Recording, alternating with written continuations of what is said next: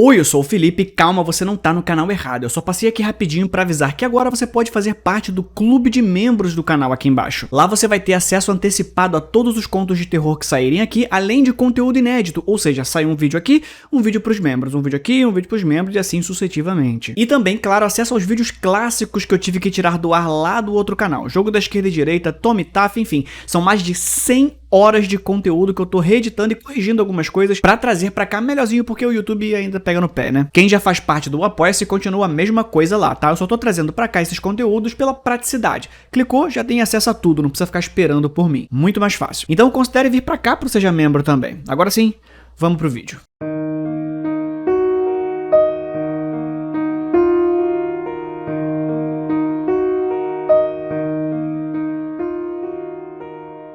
Isso é um sofá novo? Perguntei. O psicólogo olhou para o sofá. Não, o mesmo de sempre. Cadeira nova? Não. Óculos novos? Não. Você é o mesmo médico? O psicólogo fez uma pausa. Sim. Ele coçou a cabeça e suspirou. Meu pai suspirava exatamente da mesma maneira com frequência. Ele abriu a gaveta da mesa e tirou uma pequena garrafa retangular de Jim Beam. Ele levou a garrafa aos lábios, evitando o contato visual comigo, e tomou um gole. Então, ele me ofereceu a garrafa. Aqui, toma um gole. O quê? Eu vou me aposentar em uma semana. Eu tô indo embora.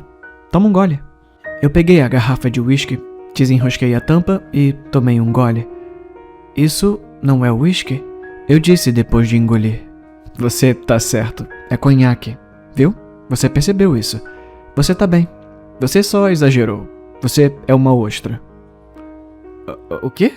Tudo se parece a mesma coisa para uma ostra. Shel Silverstein escreveu isso. Você chamaria uma ostra de estúpida porque ela não percebe quando é cutucada por um peixe ou pisada por um humano? Talvez. Bom, pra ostra funciona bem. Mas eu não sou uma ostra. E isso não era uísque. Eu balancei a minha cabeça. Eu imaginei que não fosse uísque. Eu não tinha ideia de que era realmente conhaque. O psicólogo deve ter percebido isso. Eu gostaria que ele tivesse percebido. Você não acha que o meu problema é um problema? Perguntei. Não é. É uma peculiaridade, nada mais. A sua mãe está desaparecida há 6 anos e você nunca percebeu. É desatento, mas não anormal. Seu pai acusou você do assassinato dela. Já vi famílias mais disfuncionais. Você pegou o ônibus até aqui, sozinho. Você é completamente normal. Não deixe ninguém lhe dizer o contrário. O fato de você não poder observar naturalmente é apenas uma peculiaridade, nada mais. Olhei em volta e cocei as cutículas dos polegares com os dedos indicadores. Vocês mudaram o quarto? Algo parece diferente. Era um péssimo hábito coçar as cutículas. Todos os meus hábitos eram, eu suponho. As minhas cutículas estavam vermelhas e em carne viva, com vestígios de sangue. Descansei 2 dedos nos lábios de vez em quando, um hábito que lembrava minha época como fumante. Meus dedos estavam amarelos, como o antigo brilho de uma noite passada fumando compulsivamente até as 4 da manhã. Exceto que meu hábito de fumar nunca foi por sair com amigos. Não. Eu passava horas à noite olhando para um determinado lugar, a cafeteria perto da ponte, o parque com luzes das árvores, até minha própria casa, me perguntando o que parecia diferente. Nada parecia diferente. Esse era o problema. Nada nunca parecia diferente. Não só não trocamos o seu quarto, mas todos os quartos aqui são exatamente iguais, disse o homem. Então, mesmo que tivéssemos mudado você para um novo quarto, nada pareceria diferente. O homem vestia branco. Ele tinha pele como bronze e os músculos do antebraço se contraíam quando ele falava. Os pelos dos antebraços eram grossos e louros e pareciam uma lembrança do trigo. Ele tinha cílios escuros e um nariz pesado que parecia derreter em seu rosto. Suas calças brancas, largas, pareciam confortáveis. Parecia uma pena que usá-las em um ambiente social seria anormal. Os orangotangos ficam desconfiados quando percebem as mudanças em suas gaiolas. O enfermeiro alguma vez usou calças diferentes? Quando eu tinha mais ou menos 8 anos, enquanto eu estava na escola, meus pais trocaram minha cama por um beliche e colocaram todas as coisas do meu irmão mais velho no meu quarto. Eu disse. Ou talvez eu tenha mudado para o quarto dele. Ele tinha um monte de coisas, roupas e móveis, mas também pôsteres, como aquele pôster do Capitão Marvel, aquele em que ele parecia estar prestes a mergulhar das nuvens de volta à Terra. Ele tinha muitos bichinhos de pelúcia e bonecos de ação também, principalmente coisas do Capitão Marvel. Ele tinha alguns brinquedos da Mulher Maravilha, mas os mantinha escondidos. Eu costumava provocá-lo e chamá-las de Barbies. Ele me dava um soco por dizer isso.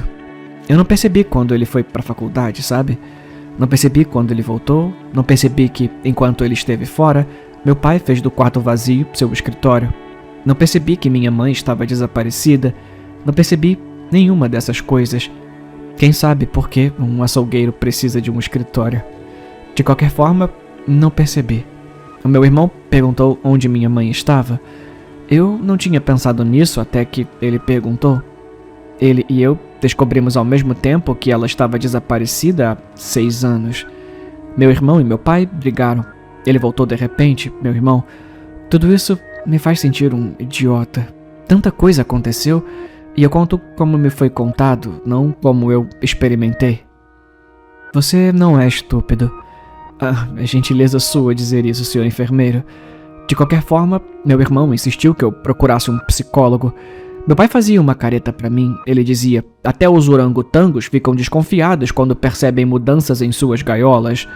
Ele me dava bife todos os dias porque não gostava de mudanças. Essa frase é de uma música de Simon e Garfunkel. Tentei ser cético naquela época. Eu sabia que sempre comeria bife no jantar. Tentei ser desconfiado, então eu preciso saber se sou mesmo o único orangotango desconfiado aqui. Sim, não houve nenhuma mudança em sua jaula. Não que uma mudança fosse fácil de notar. Eu mexi os dedos dos pés. Eu estava descalço porque andar pelos corredores sem sapatos me permitia sentir o azulejo fresco nos meus pés. Havia algo de relaxante em andar descalço por uma pequena sala. Mudei meu peso e comecei a mexer nas sobrancelhas enquanto olhava ao redor da sala. As paredes eram bege com uma linha horizontal azul. O chão, azulejo bege. Detalhes. O meu psicólogo acha que eu não tenho um problema. Vocês acham que sim? Eu me sinto como um orangotango enjaulado que não se move. Do tipo que, se você tivesse que descrevê-lo, pensaria que tá deprimido. É assim que meu pai olhava pra mim, como se eu fosse um orangotango deprimido e confinado. O enfermeiro não respondeu. Eu suspirei. Então, quando eu posso sair daqui? Depois do julgamento, talvez. Não, quero dizer, quando eu vou ser consertado. Eu tenho a sensação de que vocês vão me testar fazendo uma mudança no meu quarto e vendo se eu noto. Não, nós não fazemos isso. Estamos aqui para ajudá-lo, não para pregar peças em você. Você sabe disso, não é? O meu psicólogo me testa, eu disse. Bati na testa, imaginando uma conversa em que o enfermeiro me dissesse para assumir o controle. Hábitos inabaláveis geram funções desfavoráveis. Algo parecido. Foi o que disse o psicólogo. Cocei as cutículas e olhei para as calças do enfermeiro. Você comprou na Dickies? O quê? Minhas calças? Sim, elas parecem confortáveis. Isso é um cós elástico? Você tá usando as mesmas calças, exceto que as suas são azuis. Eu senti minha cintura. Eu não tinha pensado nas minhas calças. Se alguém tivesse me vendado, eu não teria a menor ideia de que calça eu estava usando. Isso é normal? Sim, todo mundo aqui usa as mesmas calças. Desculpa, não é isso. Eu tava pensando que é estranho não ter ideia se o que eu tô vestindo é diferente do normal. Não é estranho? Bom, isso não cabe a mim decidir. Eu gostaria de poder notar as mudanças, eu disse. O enfermeiro coçou a cabeça. O médico diagnosticou você com neofobia. Você sabe o que é isso? Medo de mudanças, e a minha mente suprime isso. Exatamente. Mas eu não tenho medo de mudanças, eu só gostaria de notar isso naturalmente. O enfermeiro balançou a cabeça ao sair da sala. Olha, eu não sei o que dizer, mas eu acredito em você. Eu não acho que você tenha assassinado a sua mãe. Um advogado olhou para mim com uma sobrancelha levantada, mas também com o nariz um pouco enrugado. Então, você nunca percebeu a ausência da sua mãe? Ele disse. Eu balancei minha cabeça. Não, meu pai nunca mencionou isso. Eu sei que esse é meu segundo dia no tribunal, mas não tenho certeza se você é o mesmo advogado com quem falei ontem. A sala do tribunal não parecia um tribunal, parecia um quarto. Sim, o juiz sentou-se numa plataforma elevada, mas todos os outros sentaram-se em cadeiras dobráveis. Sim, o júri sentou-se atrás de um elevado de madeira, mas a sala era acarpetada e havia apenas 3 pessoas na plateia. Todas elas pareciam vagamente familiares. Todos pareciam vagamente familiares quando fora do contexto. O advogado voltou-se para o júri. Por que isso é algo que precisaria ser mencionado se você já sabia? Eu não sabia. Você é o mesmo advogado da última vez? Eu perguntei. O advogado ergueu uma sobrancelha e se virou para mim. Eu não sou seu advogado. Eu trabalho para a promotoria. Como você não sabia? Eu achei que já tivesse respondido isso ao outro advogado. Não foi por isso que o juiz me mandou para aquele lugar? Você já não entendeu? Eu não sou um orangotango. Havia um segundo advogado. Ele acenou para mim. Um aceno tranquilizador. O promotor parecia confuso. Tenho certeza de que eu também parecia confuso. O enfermeiro se encostou no batente da porta. Dia difícil no tribunal? Eu tô muito feliz por estar de volta. Eu disse. É reconfortante aqui. Eu gosto do chão e das paredes acolchoadas. Eu não gosto de lá fora. Eu nunca consigo me livrar da sensação de que todo mundo tá pregando uma grande peça em mim, movendo as coisas e rindo porque eu não percebo. Eu odeio quando as pessoas riem de mim. O enfermeiro tinha pele de bronze e cabelos loiros e grossos nos braços. Ele tinha um nariz pesado e cílios escuros. Seus antebraços eram grossos como os de um macaco. Ele parecia familiar, mas nunca se pode ter muita certeza. Todos pareciam vagamente familiares para mim. Você é o... Sim, o mesmo de sempre. Esse é o mesmo quarto. O enfermeiro olhou para mim com curiosidade. Você realmente não se lembra? Você até mencionou isso para mim ontem. As paredes bege com uma faixa horizontal azul. Agora, hoje, as paredes acolchoadas. Então, esse é um quarto diferente. Eu disse, com os olhos arregalados. Comecei a coçar minhas cutículas. Eu não gosto de ser surpreendido por mudanças. Eu não tenho medo de mudar. É que ninguém gosta de surpresas. Sim, essa é uma sala diferente. Para que você não se machuque, tá? Na verdade, é um pedido do seu advogado. Ele disse que mais notícias estão chegando. Nenhum de vocês me entende. O papai me entende. Ele me dá bife todos os dias no jantar e no café da manhã. Eu odeio mudanças porque não percebo. Mas o papai entendia. Ele me dizia o dia todo que íamos comer bife, então comíamos bife e eu sabia que nada havia mudado. Os orangotangos não tinham nada para ficarem desconfiados.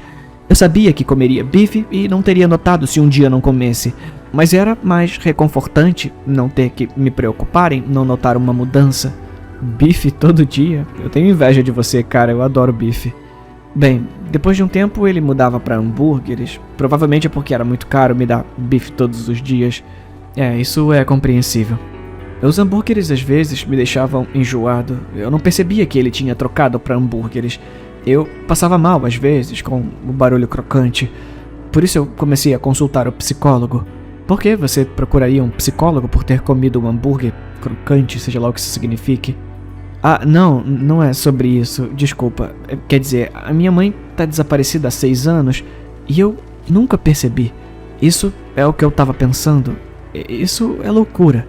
Eu a amo. Foi por isso que comecei a consultar o psicólogo, quando descobri que ela estava desaparecida há 6 anos e nunca percebi. Mas agora eu tô aqui, nessa clínica psiquiátrica. Talvez seja aqui que eu deva ficar. Arranhei minhas cutículas com os dedos indicadores. Onde quer que eu estivesse, sempre estive lá. Quem quer que eu tenha conhecido, sempre conheci. Tudo o que comi, sempre comi. Tudo o que pensei, sempre pensei. Não perceber a mudança significava nunca ficar entusiasmado, nunca ter uma surpresa agradável, nunca possuir, nunca ter, apenas ver, nunca observar. Eu reconheci isso, mas a menos que fizesse um esforço consciente para observar, tudo passava despercebido. Isso é loucura, disse o enfermeiro. Mas eu tenho certeza de que você vai sair daqui em breve. Você continuará vendo seu psicólogo e aos poucos vai melhorando. Você não merece estar aqui. Isso é óbvio.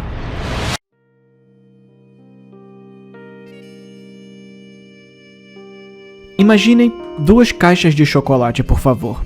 Uma está sem tampa, a outra com tampa. Ambas são suas.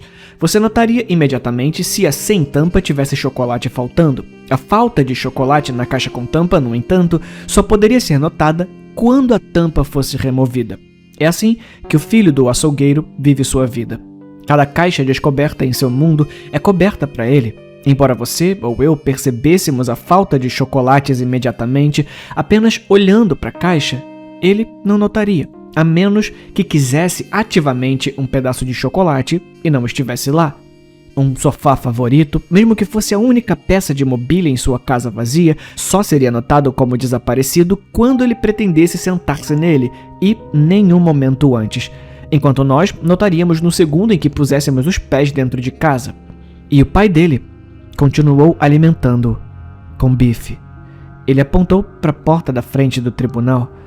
Por algum motivo, em vez de apontar para mim no banco das testemunhas, acho que papai também estava aqui em algum lugar. Eu não o via desde que o caso começou. O promotor permaneceu.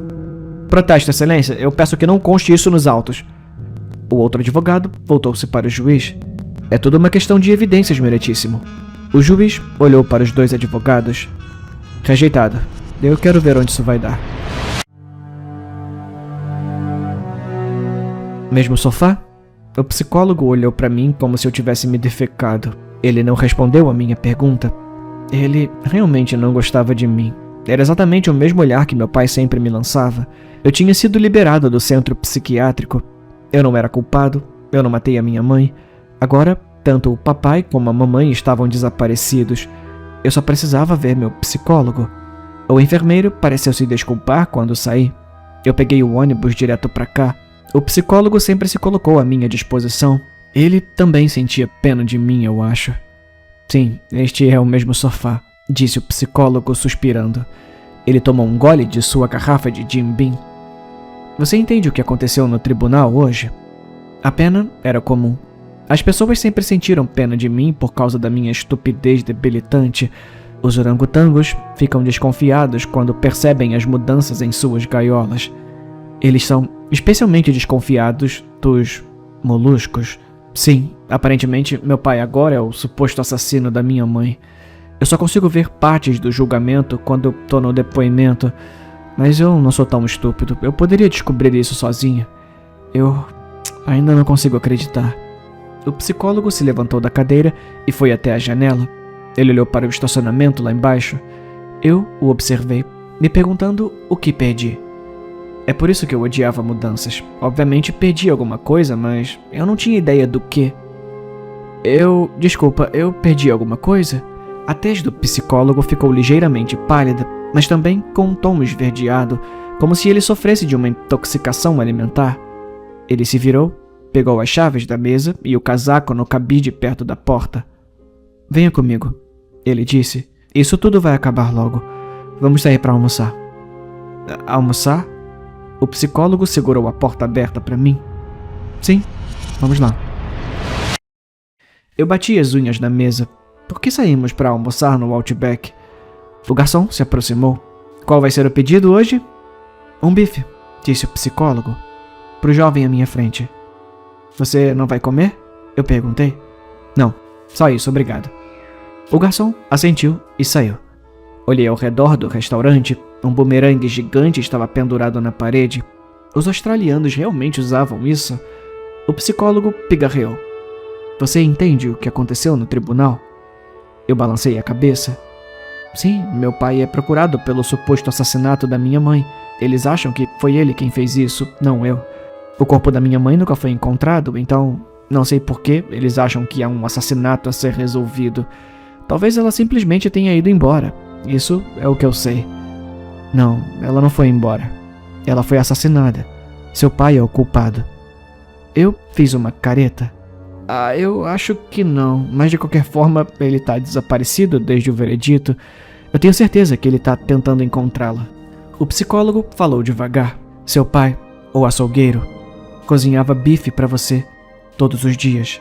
Sim, ele entendia o fato de eu não gostar de mudanças. Eu não consigo perceber e elas me deixam nervoso e desconfortável. Ele me dizia que comeríamos bife e que eu sempre comeria bife e eu sempre comia. Se ele nunca se repetisse e um dia me desse, sei lá, peixe, frango ou alguma coisa do gênero, eu nunca perceberia. Sei que não parece grande coisa, mas eu odeio não perceber que algo tá diferente. Eu sou inteligente o suficiente para perceber como isso tudo me deixa desconfortável. Eu gostaria tanto de poder perceber as mudanças, porque assim eu seria completamente normal. Mas eu não consigo, e odeio muito isso.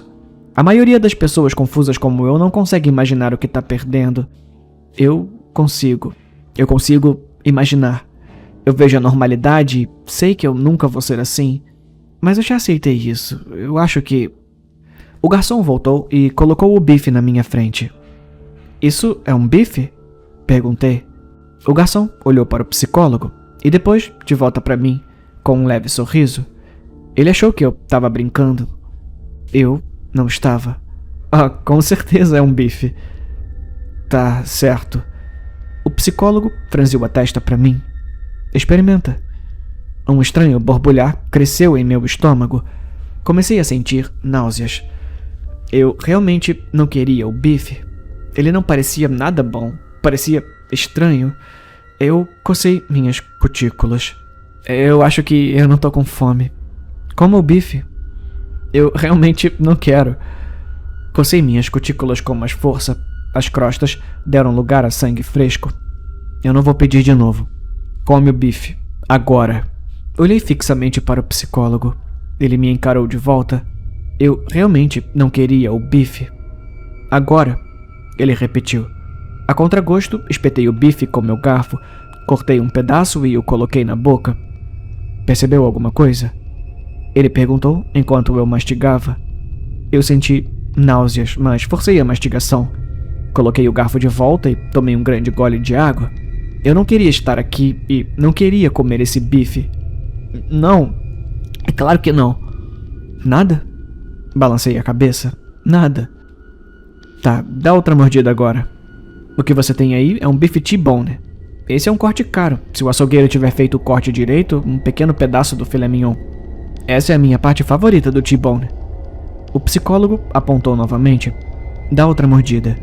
Eu me esforcei a pegar o garfo, cortar outro pedaço e mastigar. O gosto não é diferente para você? A náusea diminuiu. Mastiguei mais devagar. Eu acho que tô gostando mais desse sabor do que me lembro de ter gostado do sabor do bife do meu pai. Então, você percebe uma diferença? Eu acho que sim.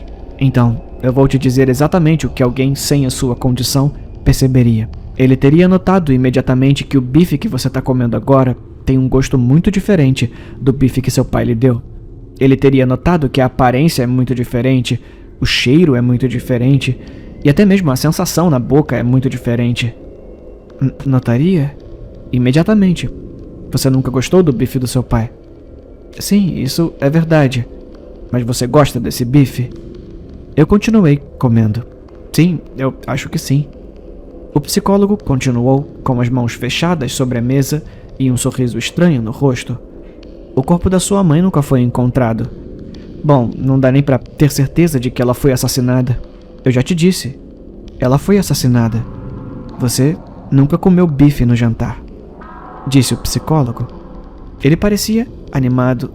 Ele estava sorrindo. Sim, eu comi bife no jantar e no café da manhã até. O psicólogo balançou a cabeça, sorrindo.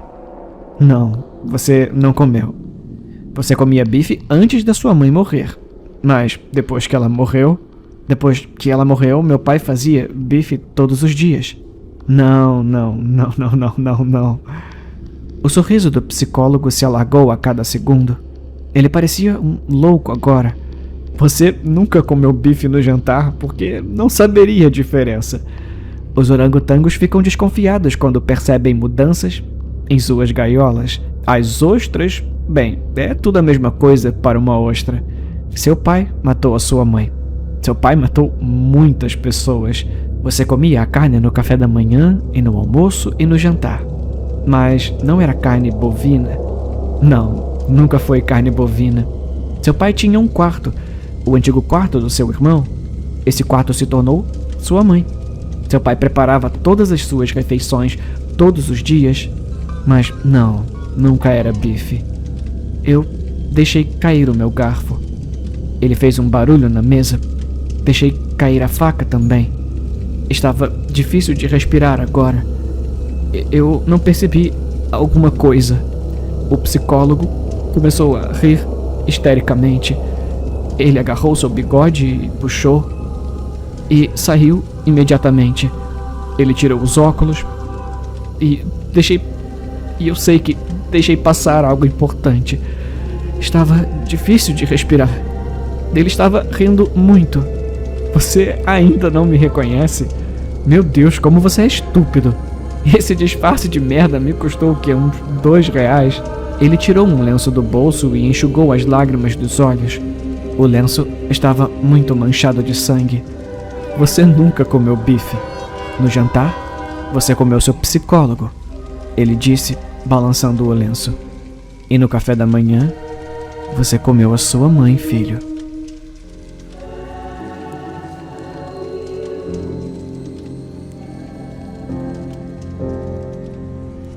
Meu filho, Thomas, desapareceu em 30 de novembro de 2004. Ele tinha 12 anos e estava jogando futebol no nosso jardim da frente quando desapareceu da face da terra. Não houve circo midiático para Thomas, apesar dos meus melhores esforços para chamar a atenção para o caso dele. Ele não estava em uma idade fofa e, embora as pessoas fingissem ser simpáticas, ouvi mais de uma pessoa em nossa pequena cidade fofocando que ele provavelmente tinha fugido. Nem sempre fomos a família mais estável, para falar a verdade.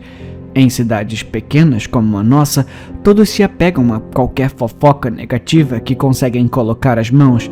É como um passatempo local.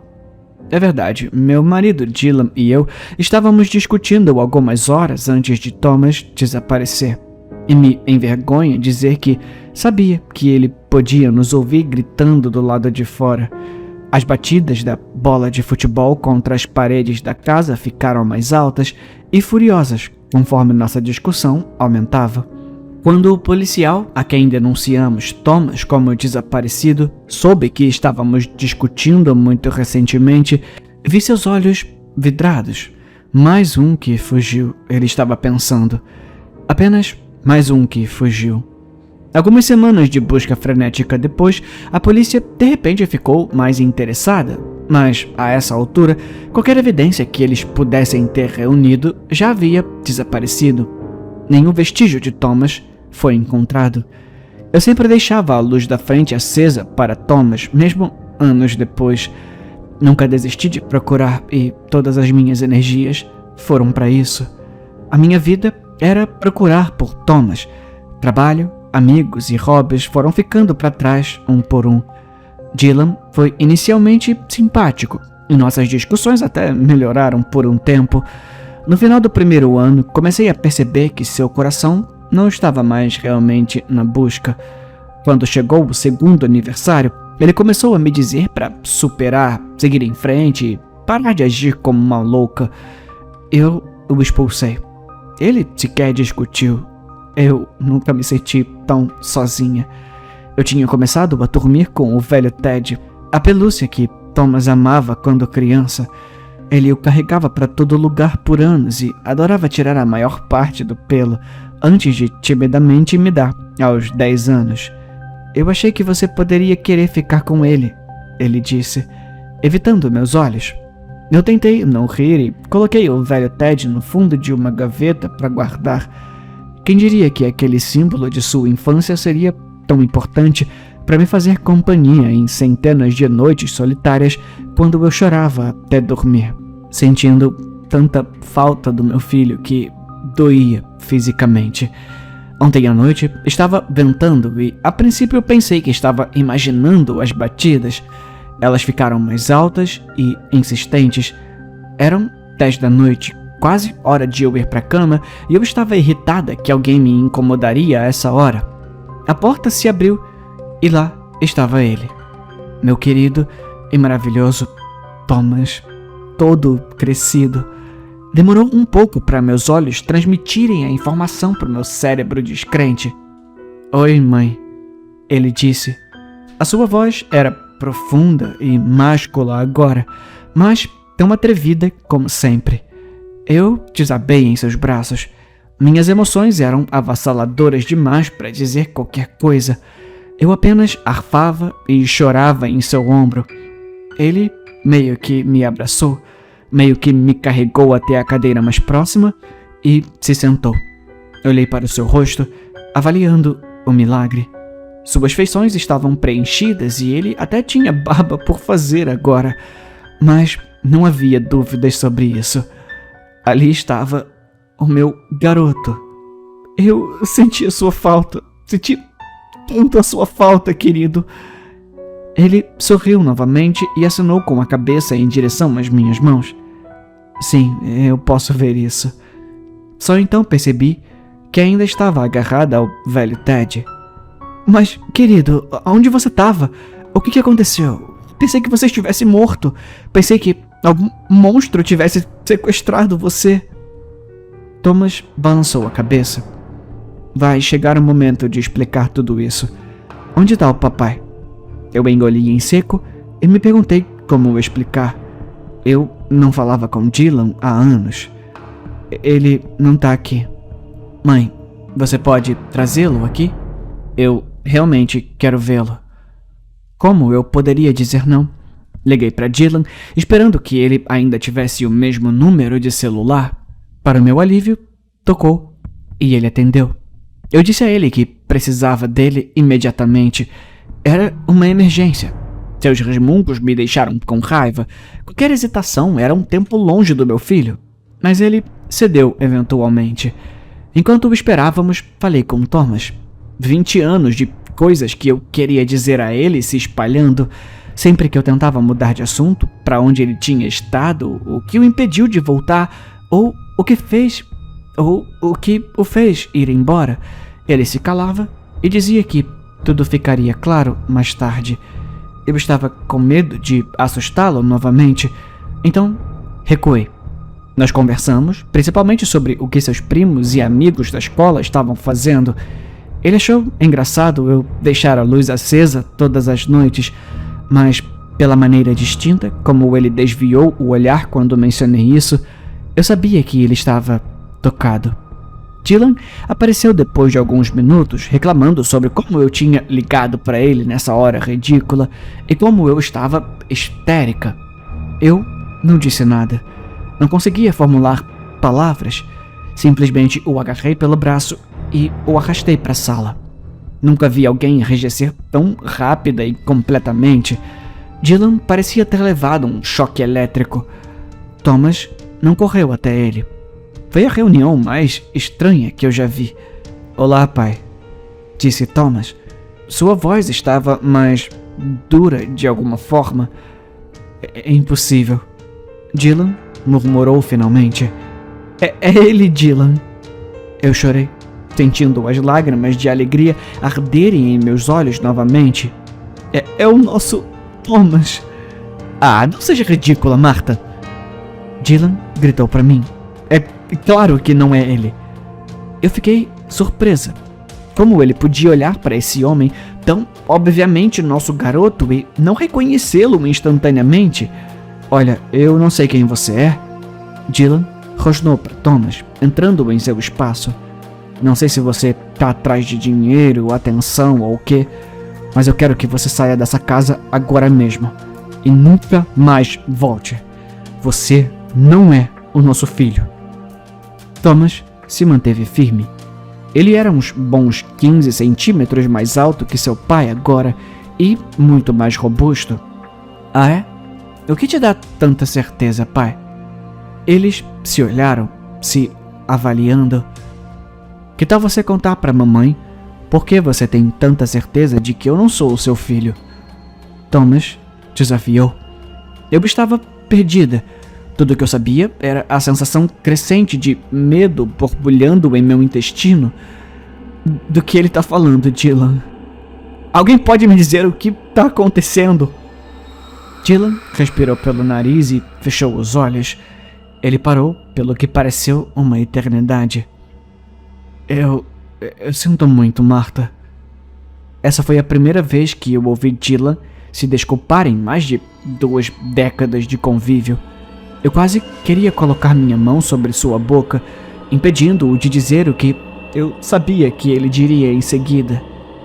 Eu não achava que conseguiria suportar ouvir isso. Fui eu. Eu fiz isso. Eu matei Thomas no dia que ele desapareceu. Eu o estrangulei e escondi o seu corpo no lago. Um silêncio mortal caiu sobre a sala. Eu senti meu coração pulsando em meus ouvidos. Todas as noites que passei chorando, soluçando nos braços do meu então marido, tudo passou correndo pelos meus olhos naquele momento. Pensei que poderia vomitar. É isso, pai? Thomas zombou. Você não vai contar a ela por quê? Não, eu não imaginei que seria assim. Depois de todos esses anos, você ainda é um covarde. É por isso que você me matou, não é? Não queria que eu falasse para as pessoas sobre o que você fez comigo durante todos esses anos? Seu pervertido de merda. A sua liberdade, sua reputação, sua vida. Eu valia a pena sacrificar para que você pudesse continuar como se tudo estivesse normal. Dylan não respondeu. Ele simplesmente abaixou a cabeça. Não me lembro de pegar o abajur pesado da mesa de centro. Não me lembro de bater com toda a minha força na parte de trás da cabeça abaixada de Dylan. Não me lembro do resultado imediato. Só me lembro de deixar cair o abajur manchado de sangue no chão e olhar para o corpo mole de Dylan. Um pedaço da sua cabeça faltando. Meu corpo inteiro tremia. Coloquei as mãos no rosto e chorei. Thomas, ou quem diabos era essa cópia dele, me segurou. Quem é você? Eu engasguei em meio a gritos desesperados. Eu sou o Thomas, mãe. Eu juro. Eu acreditei nele porque eu queria. Isso contrabalançava meu conhecimento de que era impossível. Talvez Dylan tivesse apenas pensado que o tinha matado e Thomas tinha sobrevivido e fugido para começar uma vida nova. Havia 2 pás na garagem. Thomas e eu levamos 2 horas para cavar uma cova rasa. Ele era forte e resistente e cavou rápido. Não falamos enquanto realizávamos a tarefa ou enquanto abaixamos o corpo de Dylan nela. Cuspi em seu corpo antes de enchê-lo de terra novamente. Quando terminamos o trabalho por completo, já estava quase amanhecendo. Thomas olhou para mim, tristemente. Eu quero que você me leve para um lugar, ele disse calmamente. Eu assenti. Ele me direcionou para o lago nos limites da cidade. Ficamos sentados em silêncio por algum momento. Foi para lá que ele me levou, disse Thomas. Abaixei a minha cabeça até o volante e chorei. Senti que poderia ficar sem lágrimas. A mão de Thomas estava nas minhas costas por um tempo. Eu meio que esperava isso, mas parecia que meu coração estava sendo arrancado pela segunda vez. Enquanto dirigia para casa, sozinha, a minha tristeza foi substituída por algo melhor. Um plano. Eu vou vender a minha casa. Eu vou usar o meu dinheiro para pagar uma equipe para dragar o lago. Eles encontrarão seus restos mortais, é claro, e darei a ele um enterro adequado. Depois que isso for feito, vou me juntar ao meu filho. Não há mais nada para mim nessa vida, e eu só quero ficar com Thomas. Espero tê-lo deixado orgulhoso. Enquanto eu estou sentada aqui, abraçando o velho Ted de pelúcia e pensando alegremente sobre como nos reuniremos adequadamente no final deste mês, eu não poderia estar mais feliz.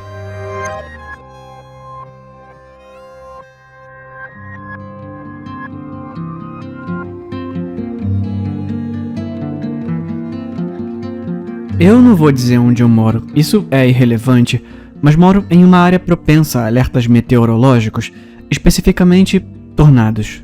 Geralmente os recebemos entre abril e junho, mas não é incomum tê-los no segundo semestre do ano. O que é incomum, porém, é que durem 3 dias. Tudo começou há 3 dias.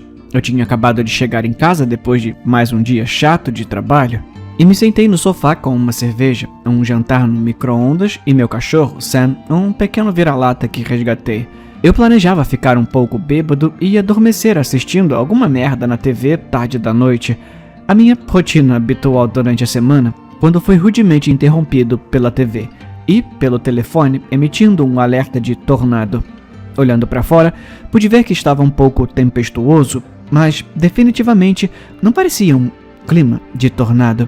Suspirando, eu me levantei do sofá e levei meu cachorro e o jantar para o porão abaixo da casa.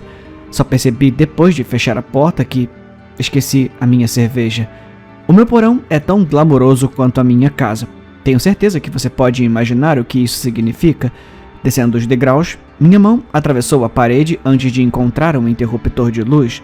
Eu sabia que a energia não duraria muito, então comecei a aquecer o gerador. Depois disso, verifiquei se tinha comida e água antes de me sentar na minha velha cadeira que mantive ali e liguei o rádio.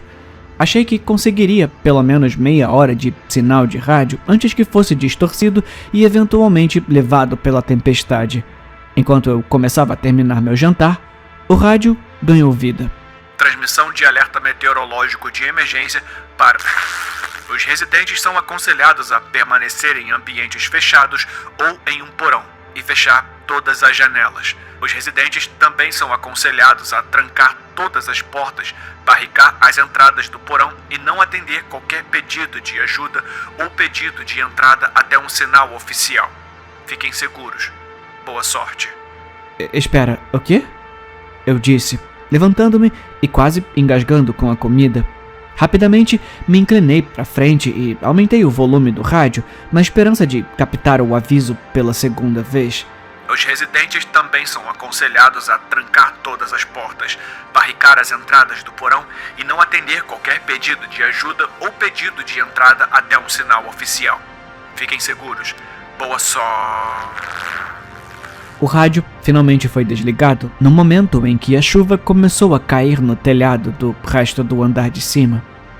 Não importa, eu tinha ouvido isso de novo, com certeza. Trancar todas as portas, barricar as entradas do porão e não atender qualquer pedido de ajuda ou pedido de entrada até um sinal oficial. Isso tocou novamente na minha cabeça. Não me interpretem mal, essa não é a minha primeira vez quando se trata de grandes tempestades ou tornados. Eu passei inúmeras horas enfiado aqui, enquanto chuva, relâmpagos, tornados e granizo causavam estragos acima de mim, mas nunca na minha vida me disseram para trancar todas as portas ou não atender nenhum pedido de ajuda ou pedido de entrada. Aquilo era estranho. Inicialmente, imaginei que haveria saqueadores que entravam nas casas das pessoas escondidos e roubariam tudo. Já aconteceu antes, mas nunca durante uma tempestade e nunca a tal ponto que o condado alertasse sobre eles. Além disso, os saqueadores não tentam alertar os proprietários sobre sua presença. Pedido de entrada, sabe? De qualquer forma, tentei o meu melhor para não pensar nisso e acabei adormecendo muito mais cedo do que deveria. Provavelmente devido ao tédio, sem nada para fazer, além de ouvir a chuva caindo acima de você, é muito difícil ficar acordado. Acordei por volta das 3 da manhã com Sam latindo e rosnando na porta do porão. Era estranho. Ele nunca latia em tempestades, apenas para as pessoas na porta ou para alguns outros cães. Subi as escadas e encostei os ouvidos na porta do porão. Tudo que eu conseguia ouvir era a chuva forte e, ocasionalmente, alguns trovões. Foi estranho. O tornado já deveria ter passado, mas ainda não recebemos um sinal oficial. Não é como se eu tivesse dormido durante isso. Eu tenho sono leve e me certifiquei de que o volume do rádio estivesse bem alto.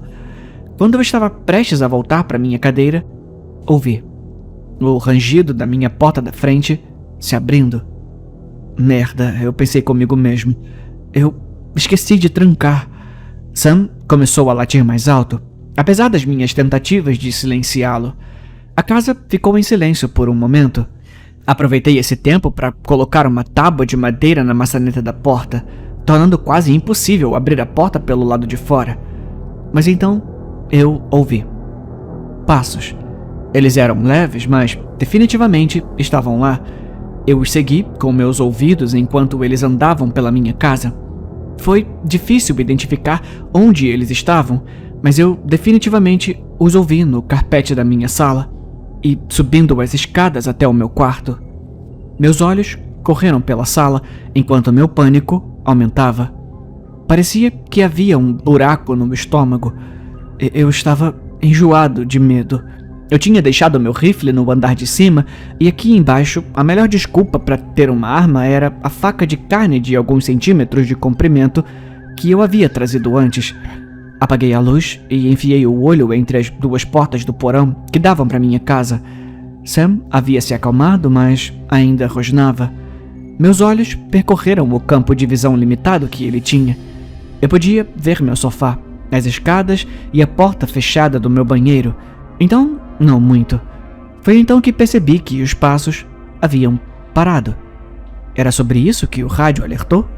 Pensei em todos os cenários na minha cabeça. Saqueadores, alguém em busca de abrigo, animal selvagem, talvez. Nada disso fez sentido. Então houve a batida. Eu não tinha certeza se tinha ouvido direito no começo, mas rapidamente progrediu de uma batida forte para um crescendo estrondoso. Parecia que milhares de punhos haviam descido sobre a porta do meu porão, batendo contra ela. Quem quer que estivesse batendo, eu sabia que não poderia deixar entrar. Deve ter sido sobre isso que o rádio havia alertado. Instintivamente, pulei para trás e quase caí de costas na escada que levava ao meu porão. Surpreendentemente, me recompus e gritei como quer que estivesse lá fora. Ei, olha, é melhor sair da minha casa, hein? Eu tô armado. Eu gritei. Acho que não foi muito convincente, provavelmente graças ao leve tremor na minha voz. As batidas na minha porta pararam.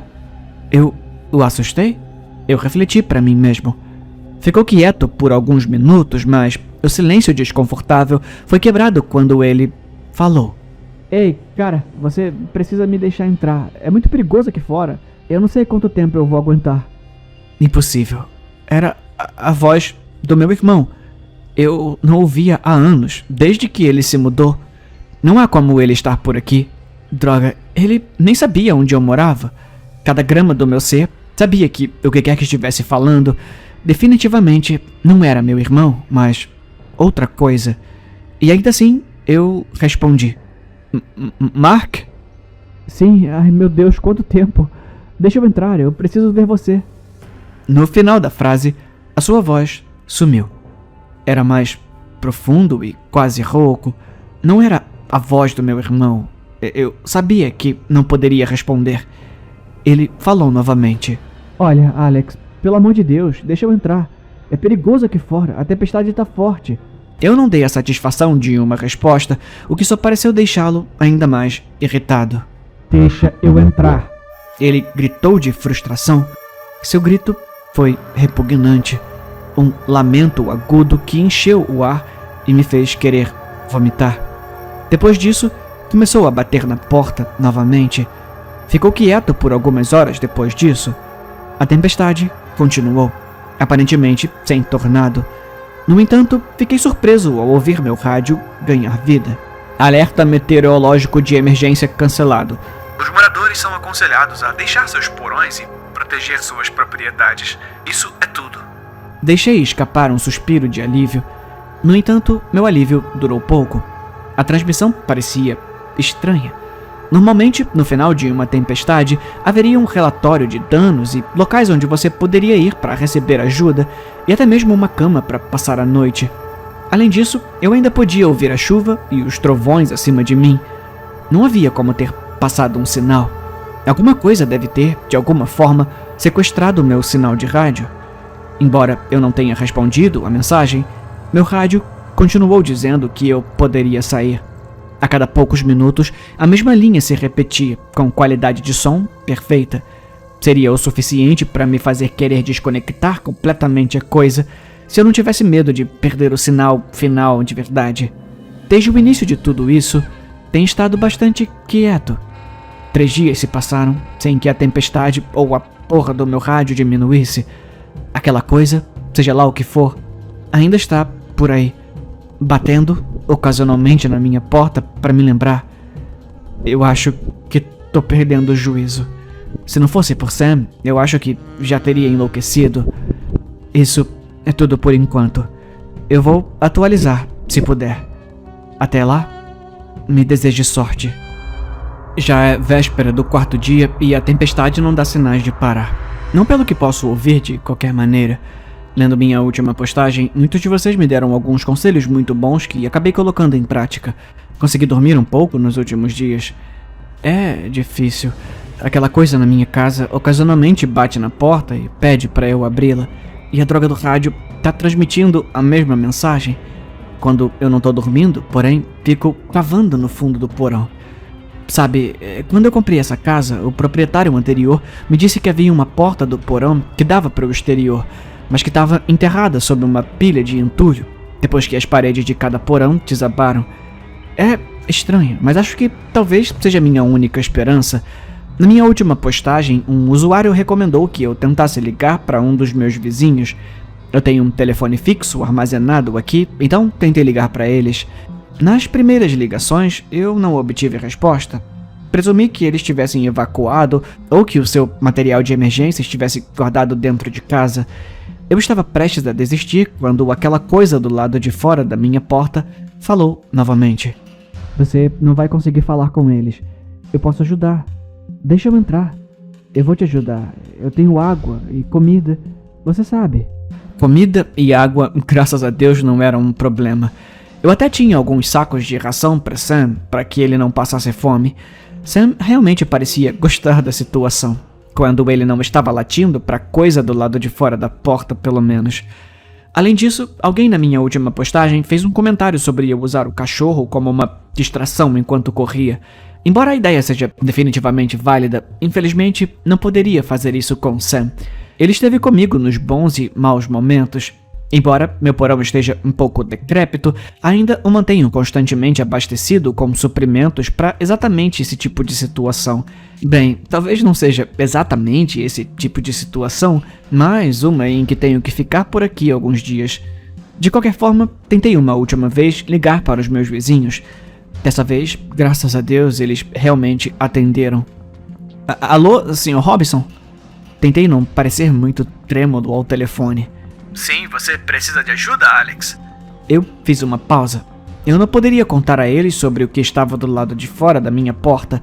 Eles não acreditariam em mim e, provavelmente, apenas me mandariam me fuder. Ou o Sr. Robinson viria e, potencialmente, arriscaria sua vida iniciando contato com aquela coisa.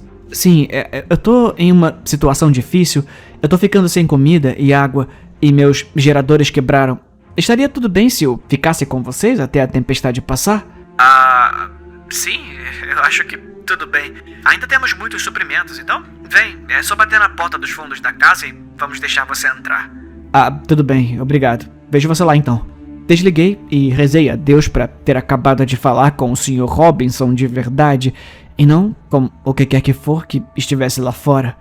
Eu tinha um pressentimento de que seria seguro ir até lá, porque se fosse a coisa que atendeu o telefone, acho que teria ficado muito mais interessada em ir. Apesar de sua incrível capacidade de mudar sua voz, sutileza é algo que faltava. No intervalo entre essas postagens, também fiz algumas pesquisas sobre o que poderia ser essa coisa. Um comentário no meu último post dizia que poderia ter sido um mendigo. Olha, eu vou ser honesto, eu nunca ouvi falar disso. Exceto em algumas histórias de terror.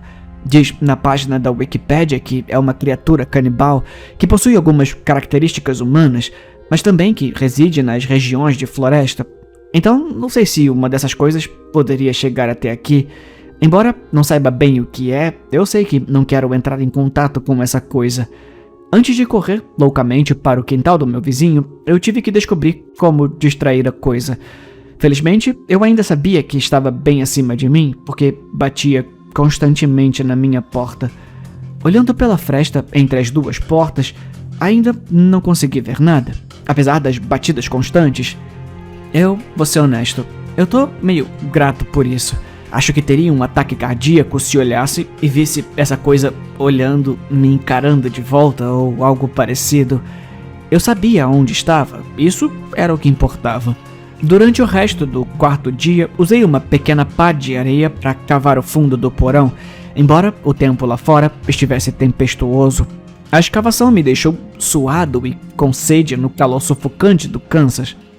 O trabalho foi árduo, especialmente com meu equipamento limitado. A maior parte do que desenterrei era apenas terra, no entanto. Havia pedaços de entulho do que presumi serem partes das paredes que haviam desabado. Apesar da lama do teto gotejante e da minha pá quebrar, finalmente consegui cavar a parte de trás do porão por volta das 6 da tarde. Durante o resto do quarto dia, usei uma pequena pá de areia para cavar o fundo do porão. Embora o tempo lá fora estivesse tempestuoso, a escavação me deixou suado e com sede no calor sufocante do... O trabalho foi árduo, especialmente com meu equipamento limitado. A maior parte do que desenterrei era apenas terra. No entanto, havia pedaços de entulho do que presumi serem partes das paredes que haviam desabado. Apesar da lama do teto gotejante e da minha pá quebrar, finalmente consegui cavar a parte de trás do porão por volta das 6 da tarde. Agora, eu só tinha que descobrir uma maneira de distrair a criatura e levar Sam e eu para o porão do vizinho sem sermos encontrados por aquela coisa. Passei a meia hora seguinte preparando e reunindo os materiais para o meu plano. Então, eu dei o jantar para Sam e preparei um miojo em menos de 1 minuto. Eu estava com pressa para sair. Meu plano? Tão silenciosamente quanto pude, substituí a tábua entre as portas do porão por um pedaço velho de madeira que desenterrei e que estava fraco no centro. Prendi também um pedaço de corda, amarrando um laço em volta do ponto mais fraco. Depois, arrumei minha mochila com um pouco de comida, água e pilhas. Em cima de tudo isso, coloquei Sam. Felizmente, ele era bem pequeno. Então, com a corda em uma mão e a faca na outra, fui até a porta extrema, recém-escavada, e me preparei para fugir. Tudo bem, entra, eu gritei a plenos pulmões antes de abrir as portas externas do porão e, sem olhar para trás, sair correndo. Corri pela grama seca do meu quintal e pulei a cerca mal cuidada em direção aos meus vizinhos antes de bater na porta do porão e gritar para que me deixassem entrar. A senhora Robinson abriu as portas e me colocou para dentro. Entra, entra, você já tá encharcado só de ficar aí parado. Eu pulei no porão e fiquei chocado ao descobrir que não havia luz. Estava quase escuro lá dentro. Ah, Alex, você finalmente chegou, o Sr. Robinson disse, sempre feliz em receber visitantes. Desculpa, tá um pouco escuro. O nosso gerador morreu há cerca de 1 hora. Tá tudo bem, na verdade. É melhor do que ficar sem comida, eu respondi, simplesmente feliz por estar longe daquela coisa. Sim, eu aposto que sim. De qualquer forma, quando foi a última vez que você viu o seu irmão, Mark? Hã? O que você quer dizer? Ele apareceu há pouco tempo. Tava perguntando onde você tava. Eu comecei a suar. A minha adrenalina aumentou e voltou a funcionar após um breve período de calma. Ele tá aqui? Oi, Alex.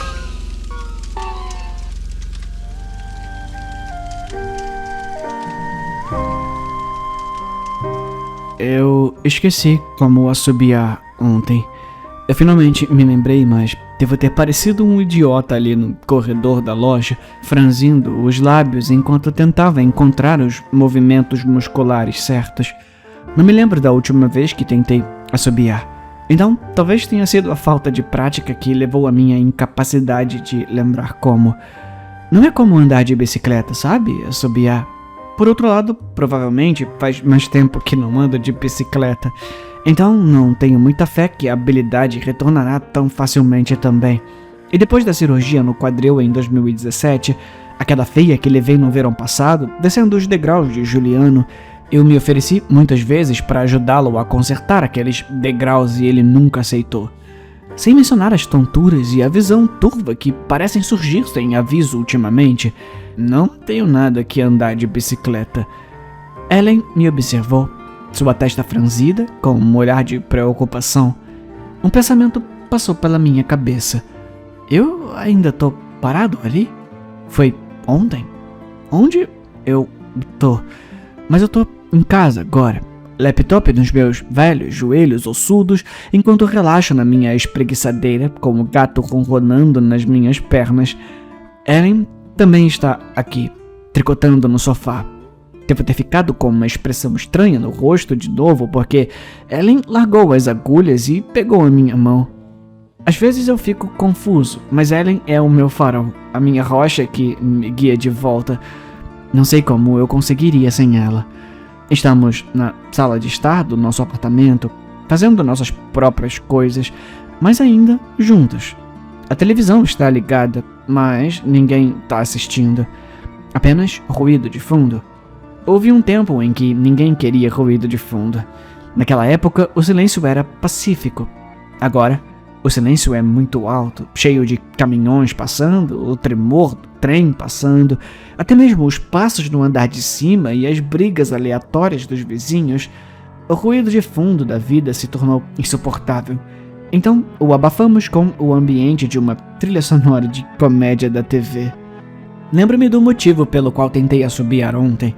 Ellen se abaixou para pegar algo na prateleira de baixo da loja. Achei que ela apreciaria isso. A faria sorrir, mostraria a ela que esse velho bode não era tão louco assim para assobiar para o traseiro sexy da mulher com quem se casou há quase 60 anos. Mas em vez de fazê-la sorrir, eu a preocupei. Eu devo ter sido uma visão horrível assim, meus lábios rolando, tentando encontrar a posição certa para fazer barulho. Provavelmente pensei que estava tendo um derrame. Quando encontrei os olhos de Ellen e tentei explicar que estava tentando assobiar, o momento havia mudado. Conforme você envelhece, a preocupação se acumula como os juros de um agiota. Não demora muito para que as pessoas o sentem em um banco, perguntando se você sabe o seu nome, que dia é, toda essa coisa.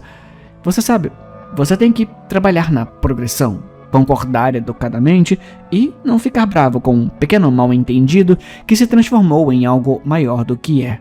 Eu queria puxar meu braço para longe do atendente da loja, me levando para um banco próximo e gritar: "Me solta, eu só queria assobiar para o bumbum sexy da minha esposa, seu idiota."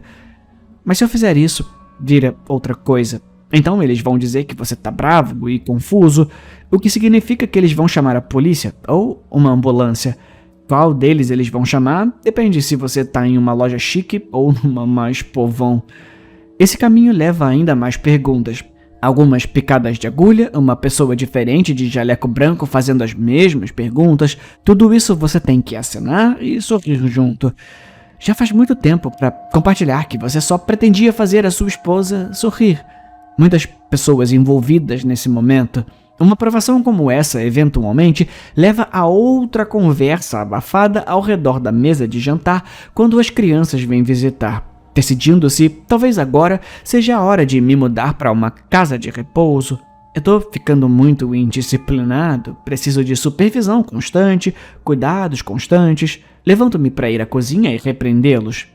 Mas Ellen pega na minha mão e diz que vai ficar tudo bem, que nada vai acontecer.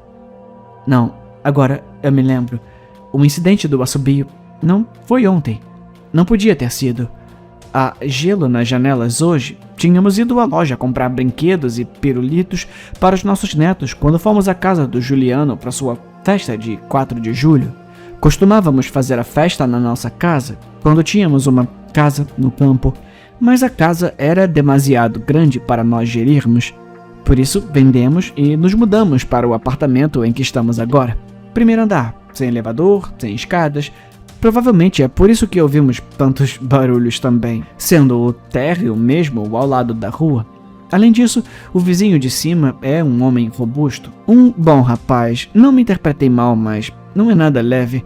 Eu tentei dizer que ele devia tentar perder esse peso. Só fica mais difícil à medida que envelhecemos. Acho que o nome dele é Daniel. Faz alguma coisa com computadores. Eu não acho que ele tenha aceitado bem a minha sugestão, embora eu tenha tido boas intenções com isso. Eu vejo Ellen franzindo a testa para mim novamente. Eu fiz de novo? Ou ainda tô fazendo? Ainda estamos na loja? Onde eu tô? Eu tô em casa, na loja de poltronas. Eu vou acariciar o gato, que gosta de aquecer minhas pernas. Então, lembro que não tenho gato há algum tempo, mas eu poderia jurar que senti seu calor nas minhas pernas. As vibrações ronronantes. Eu me lembro agora. Nós nunca pegamos os brinquedos, ou pirulitos. Eu abro a porta e estou em um corredor. Está claro demais para essa hora da noite. Ou era a Target? Sim, era a Target. Nós estávamos lá para comprar coisas para o jardim, e brinquedos e pirulitos para os nossos netos, quando fomos à casa de Juliano para sua festa de 4 de julho. Talvez ele tenha consertado os degraus lá. Foi onde eu instalei o meu quadril no ano passado. Foi ano passado, não foi? Não eram coisas para o jardim. Eram apenas brinquedos e pirulitos. Nós estávamos comprando brinquedos e pirulitos para a festa de 4 de julho de Juliano, que foi ontem. Mas não foi ontem, porque a janela está coberta de gelo e Ellen está... Pera, onde é que está a Ellen? Ellen? Eu grito. Ela não responde. Juro que a audição dela está piorando tanto quanto a minha. Talvez eu devesse tentar assobiar para ela. Ela riria disso. Eu já disse a ela que era isso que eu estava tentando fazer naquele dia na loja quando a ambulância chegou. Eu entro no corredor, mas não é o nosso corredor. Está muito claro. Algo está errado. Sr. Sanders? Uma voz grita atrás de mim. Eu me viro e vejo uma mulher no posto de enfermagem. Ela é uma garota maior. Talvez eu devesse contar a Daniel sobre ela. Eles seriam bons um para o outro. Ou eu já contei a ela sobre ele? Espera, acho que contei. Quando ele me desejou um Feliz Natal no mês passado, eu não acho que ela tenha gostado da sugestão, mas eu tive boas intenções. Não pode ter sido no mês passado, onde eu estava na loja com a Ellen, comprando brinquedos e pirulitos para os nossos netos quando nós... Você tá bem, Sr. Sanders? Ela perguntou. Eu senti sua mão no meu braço. Me lembrou da mão de Ellen. Quente, macia, gentil. Eu tava procurando pela Ellen. Eu disse depois de muita deliberação. A sua testa franziu, assim como Ellen fez quando ela me viu tentando assobiar. Eu devo ter feito a mesma cara. Ela vai voltar logo, Fátima disse enquanto se levantava do assento e caminhava até mim. Ela andava com graça, mesmo para o seu tamanho, não como Daniel. Talvez eles não fossem uma boa combinação, sabe? Ótimo, eu disse. Eu me perco sem ela. Ela é a minha rocha. Fátima me levou de volta para o meu quarto e me ajudou a voltar para minha cama. Esse lugar não era tão ruim. Lembro-me de não querer vir aqui depois que tropecei e caí no degrau quebrado de Juliano. Mesmo que eu tenha oferecido para ajudá-lo a consertar todas aquelas vezes. 45 anos despejando concreto para uma construtora. Poderíamos ter consertado aquele degrau num piscar de olhos. Mas ele disse não. Eu disse a todos que ficaria bem na casa. Não na casa, no apartamento. Tínhamos um apartamento no primeiro andar, sem escadas, degraus. Eu me lembro agora. Ellen caiu da escada também. Eu a puxei comigo. Havia muito sangue. Ela estava bem? Fiquei preocupado. Comecei a tremer. Onde está a Ellen? Onde está a minha esposa? Eu devo ter assustado Fátima porque ela colocou o braço em volta do meu quadril bom e me puxou para mais perto dela, me firmando e me segurando enquanto eu me recuperava.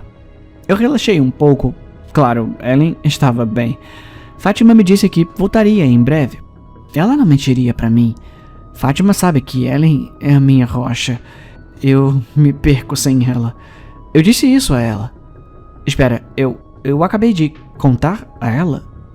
Eu estava falando agora? Devo ter falado, porque Fátima assentiu e sorriu pra mim enquanto eu puxava o cobertor aquecido sobre minhas pernas. Ele vibrava suavemente. Ajudou na circulação após o acidente. Posso pegar mais alguma coisa pra você? Fátima perguntou. Quando eu encontrar a Ellen, diga a ela que eu tô aqui. Eu disse. Às vezes ela se perde tanto quanto eu. Senti uma mão no meu ombro, me virando para ver Ellen na cadeira ao lado da minha cama. Inclinei-me para ela, sentindo seu calor contra o frio. Ah, aqui está ela, eu disse, sorrindo para Ellen. Eu achei que tinha te perdido por um momento. Ellen sorriu de volta para mim, seus olhos brilhantes como sempre. Não sei o que faria sem ela. Ela é a minha rocha. Tá, eu vou deixar vocês dois em paz, Sr. Sanders, disse Fátima. Ela ligou a televisão, uma comédia antiga na TV, com um fluido de fundo para cobrir os sons dos instrumentos do hospital, zumbindo e apitando. Antes de fechar a porta, ela se virou e sorriu para nós. Não era seu sorriso brilhante, típico. Parecia confuso, meio feliz, mas também meio triste. Talvez ela estivesse tentando lembrar como assobiar. O anúncio oferecia 5.000 e dizia que a atividade desejada poderia ser concluída em 1 hora. Afirmava de forma bastante redundante que não era algo sexual. Insistia que tudo o que a testemunha precisaria fazer era sentar em uma cadeira e olhar para frente. Os únicos outros detalhes expressos eram que você não podia se mover durante a experiência, nem podia falar. Essa incapacidade sendo por uma autocontenção solicitada, não por um meio de prevenção física. Sendo um estudante universitário abismalmente falido e tendo um amigo com quem eu poderia contar para me salvar se algo estranho acontecesse, respondi ao anúncio apenas alguns minutos depois de encontrá-lo. A pessoa que havia publicado o anúncio havia fornecido um número de telefone para o qual liguei. Enviar uma mensagem de texto resultou em ser informado de que era um telefone fixo. A pessoa atendeu e discutimos brevemente o local onde a interação seria realizada e confirmei a quantia de dinheiro a ser paga. Como seu anúncio, ele repetidamente me lembrou que não era de forma alguma uma atividade sexual. Aparentemente, ele tinha recebido muitas respostas ao anúncio de pessoas com esse preconceito em particular. Meu amigo tirou o dia de folga do trabalho. Insistiu, apesar dos meus protestos, que poderíamos esperar até o dia seguinte, quando ele estivesse de folga, e dirigimos até o local combinado. Era uma casa em um bairro suburbano, o que era um tanto reconfortante. Se o homem fosse um assassino com um machado, havia uma chance de meus gritos de terror serem ouvidos por algumas pessoas. Brinquei alto sobre isso, mas meu amigo não achou graça. O anúncio especificava e o homem reiterava que eu deveria estar sozinho ao entrar na casa. Então pedi para o meu amigo ficar no carro. Estando igualmente falido, ofereci a ele 500 do pagamento por sua ajuda, um incentivo desnecessário, palavras dele, para não me deixar se o homem se mostrasse realmente louco. Saí do carro e atravessei o gramado que, diferentemente dos de outras casas, não tinha sido cuidado. A grama estava alta, ervas daninhas ameaçavam romper o concreto da entrada de veículos e da calçada. O homem parecia bem velho ao telefone, então atribuía a propriedade mal conservada à incapacidade de desempenhar as funções, em vez de alguma indicação de insanidade. Fui instruído a entrar imediatamente assim que chegasse, então não me incomodei em bater. A porta destrancada dava para um saguão, e conectado a ele havia um corredor que levava a uma cozinha. O corredor tinha uma única porta, que presumi que levasse a um armário ou a um porão. À esquerda da cozinha havia uma sala espaçosa, desprovida de mobília, exceto por 2 cadeiras dobráveis de aço e uma mesa de jantar igualmente dobrável. O saguão, o corredor e a cozinha estavam em estados semelhantes de desolação e não vale a pena comentar além disso. Sentado em uma das cadeiras na sala principal, estava um homem, que eu soube imediatamente ser o negociante do anúncio. Havia uma certa familiaridade nele, um daqueles momentos em que uma voz é um reflexo quase assustador da pessoa de quem ela saiu. Ele assentiu e acenou, mas não falou nada. Eu me aproximei e me sentei na cadeira em frente a ele. À minha esquerda, na mesa de jantar, havia uma caixa. O topo da caixa era transparente, através da qual uma pilha organizada de dinheiro podia ser vista. A base da caixa era preta, com um cronômetro na parte frontal e um mecanismo de fecho que selava a parte superior na parte inferior. É um dispositivo de liberação por tempo. Agora que você está aqui, eu vou ligá-lo. Ele o fez imediatamente. E depois de 1 hora a partir deste ponto, a caixa será aberta e você estará livre para receber o seu pagamento. Você não precisa dizer nada quando chegar a hora e pode partir como uma pessoa um pouco mais rica. Agora, tudo o que você deve fazer é olhar para mim. Você pode, é claro, piscar, mas, por favor, não fale nem desvie o olhar. É muito importante que você fique em silêncio e parado. E assim, a sessão de encarar começou. Era esperado que fosse estranho nos primeiros minutos. Ele olhou de volta para mim, mas, depois de um tempo, a estranheza das circunstâncias tornou-se monótona, e eu me acostumei a elas. Seu rosto não era incomum, mas não era exatamente bonito. Fácil de olhar, mas não alguém em quem você necessariamente gostaria de ficar sem incentivo. Ele tinha cerca de 65 anos, cabelos grisalhos e finos, rosto começando a cair, olhos azuis ligeiramente semicerrados, a acuidade visual sem dúvida diminuindo. Apesar de suas afirmações incessantes em contrário, não pude deixar de pensar que ele extraía alguma diversão sexual abstrata disso. Algum tipo dessa coisa de olhar nos olhos do seu amante, sei lá. Mas apesar da experiência incrivelmente desconfortável daquela hora, que logo será descrita, ele em nenhum momento exibiu qualquer comportamento que sugerisse excitação. Cerca de 10 minutos depois, a estranheza da experiência foi dobrada. Debaixo, e depois bem atrás de mim, ouvi um clamor mutável, como se um grupo de pessoas tivesse subido as escadas do porão e se reunido bem em frente à cozinha, conversando animadamente. Eu ia me virar. O anúncio não mencionava a presença de outras pessoas, mas os olhos do homem pareciam quase implorar para que eu permanecesse focado nele. Ele não disse uma palavra, no entanto. Resistindo ao instinto, mantive meu olhar fixo nele e escutei o barulho da multidão atrás de mim. O estranho era que, embora eu pudesse ouvi-los falando e até mesmo diferenciar mentalmente entre os falantes, não conseguia entender uma única palavra do que era falado. Eles já tinham se mudado para a cozinha a essa altura, mas nenhuma das palavras era inteligível para mim. E ainda mais estranho era que era óbvio que estavam falando o meu idioma. Eu conseguia reconhecer a nuance e a estrutura da língua. Os olhos do homem não transmitiam nada além da insistência tácita de que eu mantivesse os meus nele. Minha incapacidade de reconhecer as palavras, que eram claramente em português, me incomodava muito. E comecei a dizer palavras na minha cabeça para me certificar de que não havia esquecido o idioma de alguma forma. Não consegui verificar exatamente quanto tempo havia passado. O cronômetro estava muito longe da minha visão periférica, mas cerca de 40 minutos depois da experiência, as vozes estavam bem atrás de mim, na sala principal. Havia talvez 12 vozes distintas, todas tagarelando, rindo e falando uma variação irreconhecível de uma língua que eu falava há quase 2 décadas. Mulheres, homens e crianças conversavam logo atrás de mim. Nenhuma delas, nem por um momento, era compreensível. Eu estava apavorado.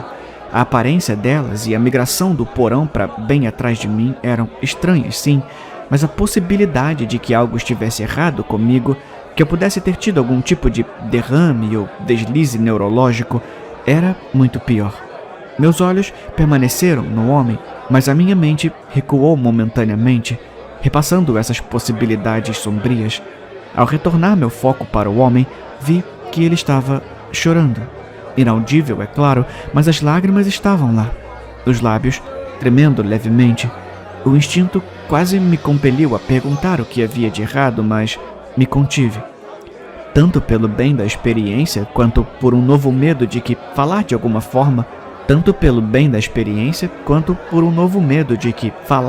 de alguma forma chamaria a atenção dos festeiros para mim. E por alguma razão inexprimível, eu tinha certeza de que chamar a atenção deles não era algo que eu queria. Um novo terror surgiu então. E se o grupo continuasse o movimento e eles avançarem, aglomerando-se ao nosso redor? A cada segundo que passava, eu ficava mais certo de que ver essas pessoas faria algo horrível acontecer. Suas vozes ficaram mais altas, mas não mais próximas. Comecei a tremer, meu batimento cardíaco acelerou e minha respiração ficou difícil. Tentei me acalmar, mas a presença daquelas pessoas atrás de mim era tão terrível, de uma forma que ainda não consigo encontrar palavras para descrever adequadamente. Contra o meu controle, enquanto o estremecia, soltei um gemido baixo. Era quase inaudível, mais uma liberação de ar do que uma emissão adequada de cordas vocais, mas os olhos do homem se arregalaram de terror e atrás de mim, pela primeira vez, eu ouvi algo que podia entender. Alguém gostaria de se juntar à festa? Eu congelei no lugar. Até meu coração pareceu acalmar seu movimento. O barulho atrás de mim ainda continuou, mas com consideravelmente menos pessoas causando isso. A atenção de vários membros aparentemente foi atraída da conversa. Atraídos para mim. Fiquei como uma estátua, sem nem me permitir piscar. Os olhos do homem permaneceram arregalados, mas ele parou de chorar. Ele olhou para mim com o que só posso descrever como terror irracional.